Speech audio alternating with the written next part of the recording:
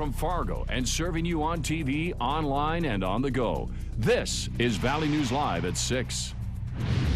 North Dakota women are starting to lift their heads up and realize that, no, I'm not going to be a victim.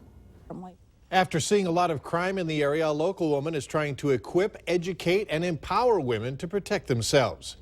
Good evening, everyone. Damsel in Defense is a product line gaining attention. It's stun guns, pepper spray, striking tools, all made in appealing colors with diamond bling meant to appeal to women. They're part of a multi-level marketing company being sold by a woman who works with domestic violence survivors. Valley News Team's crime and safety reporter Nicole Johnson has our story. A violent crime occurs every 26 seconds.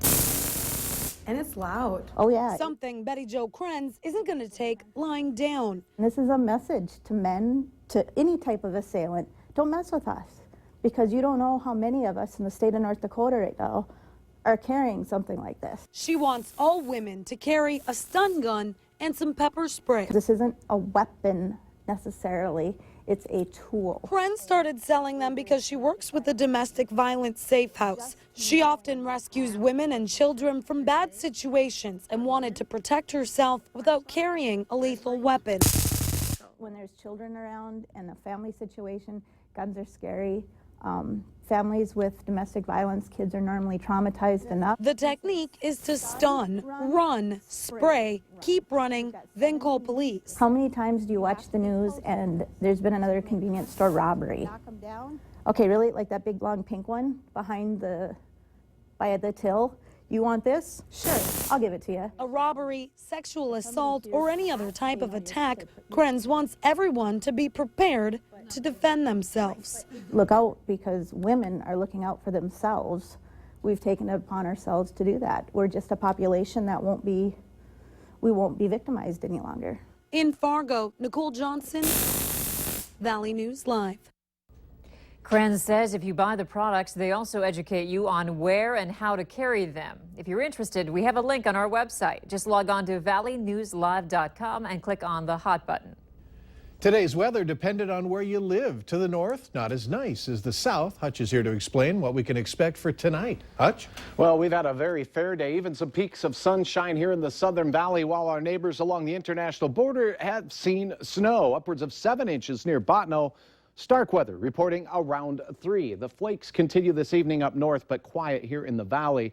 And anything but quiet as we look to our future forecast tomorrow and into Thursday. A storm system developing here will bring upwards of 6 inches to a foot of snow to southern Minnesota and other locations. Details on that and your outlook for the rest of the week in a moment. All right, thanks, Hutch.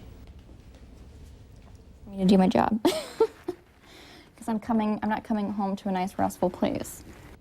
Bugs are creepy, crawly, and throughout one Fargo woman's apartment. She called our whistleblower hotline after not hearing back from her apartment. The landlord is now letting the tenant out of her lease, but she still wants to warn others. Valley News Team's Ashley Bishop investigated what renters can do if they run into unwanted pests.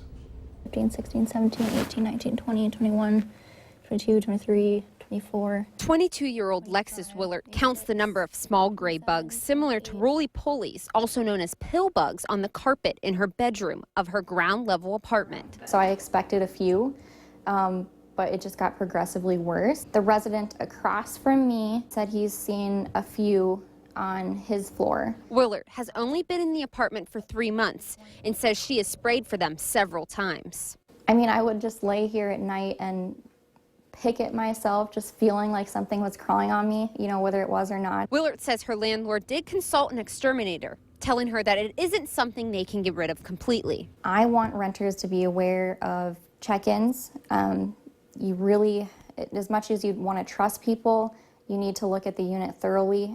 A building inspector says just like homeowners, landlords don't like dealing with infestations. But if a tenant continuously has problems that are not being resolved, they can reach out to the city for help. City inspector also adds that it is the tenant's responsibility to look carefully at the apartments before deciding to move in, and that there is risk of bugs when living in the lower level apartments. Fargo Cast Public Health, says that roly-poly bugs are not bugs, but insects. They say they have no regulation or licensing over apartments. Therefore, they cannot enforce the treatment of any insects or bug concerns. Willert reminds people to just beware and take precautions so you don't have a run-in with unwelcomed pests. You know, I made that mistake. I should have looked in all the crevices. It seems a little OCD, but you have to. In Fargo, Ashley Bishop, Valley News Live. After getting medical documentation, Willert's landlord has let her out of her lease early. We asked the landlord about whether there are bugs throughout the building or if they will re-rent the unit. We have not heard back from the company yet. This story came to us through our whistleblower hotline. If you need help, call 701-237-6576. Do so and leave your tip. A member of our investigative team will get to the bottom of it. Fargo police are still investigating a series of overnight burglaries at a South Side apartment building. Someone appears to have gained access to the garages in the 3500 block of 28th Street South early this morning and then kicked their way through adjoining garage units. Police were notified by a resident of the apartment building just before 2 a.m. who says he heard a commotion near the garages and then saw a man running away from the area. Police found holes in the sheetrock between a number of the garage units and says only one household item was stolen.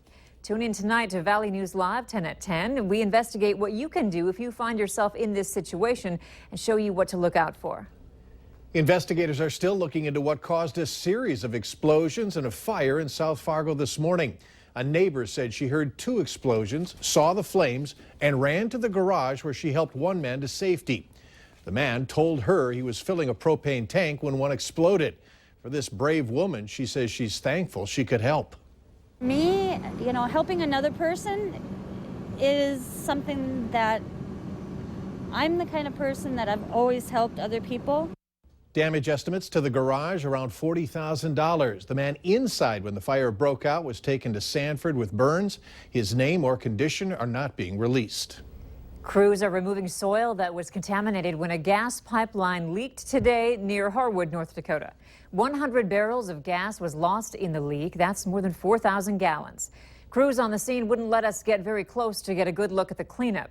As you can see, there are a number of homes near the leak. The 6-inch line is operated by Magellan Pipeline and moves what the company calls refined petroleum products, in this case gasoline, between Fargo and Grand Forks. One homeowner was evacuated as a precaution. The Minnesota Army National Guard has some major long-term plans to close, consolidate, and build new armories across the state. In our region, plans call for the closure of the armory in Thief River Falls and a new, larger one in Crookston. As part of a 20-year, $871 million plan, the Minnesota National Guard will reduce its 64 armories in the state to 52. However, changes in Thief River and Crookston won't happen for 13 years. It's extremely fluid. This is nothing anyone should get excited about. Again, this is stuff we're talking about that's way in the future if everything goes well. Kerr adds that armories across the state serve 13,000 Army and Air National Guard troops. He says it's expected the number will remain about the same. Minnesota State Senator Melissa Franzen brought a new bill to the Senate floor called Sophia's Law.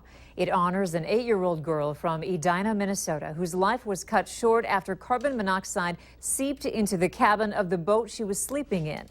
Under the bill, people who own a motorboat that's at least 16 feet in length and has an enclosed cabin must place a carbon monoxide detector inside the boat, as well as a sticker that warns about the signs of carbon monoxide poisoning. It's Tuesday. Of course, that means it's time for Restaurant Report Card. We invite you to tune in tonight to Valley News Live 10 at 10. This time we look into which Moorhead restaurants stand up to the test and which are dinged by the health department. Some students today want to further their education, but they aren't interested in a 4-year degree. Later on Valley News Live at 6, how local businesses can help. A little sunshine went a long ways. Fargo hitting 50 degrees for a high temperature today. It does look cooler in the forecast, but no heavy snow here. Your hour-by-hour forecast is next.